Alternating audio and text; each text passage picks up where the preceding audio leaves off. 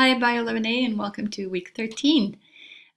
This week there's a bunch of interesting things happening. The big one is that you have a solo field trip. So it is to Elkhorn Slough in Watsonville, and you're going to see the wetlands and go for a hike in there, and that's going to be your lab. So it's really fun to go. It's open from, I believe, oh gosh, I listed it. It's either Tuesday or Wednesday through Sunday. It's free to park. It's easy. It's a really nice trip for you to just take a friend, take your family, go and have a nice day out there and answer some of those questions. So that should be fun. I really enjoyed your 6-letter thoughts, and I've posted them for you to see. And so they were so imaginative and fun.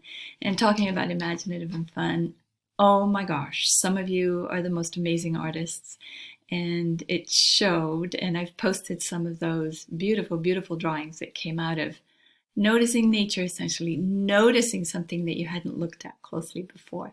So those are fantastic. The other recommendation I had was to keep the schedule of this class, because later on when you transfer, the schools are going to ask you, oh, did this biology class cover what we need it to have covered for it to be valid in our school? And you're going to want that. So keep it. This is the time of year where I get a bunch of requests for those, and it's easier if you just have it right from the start. I think that's all I have for you. Let's keep on going. You finished the diversity.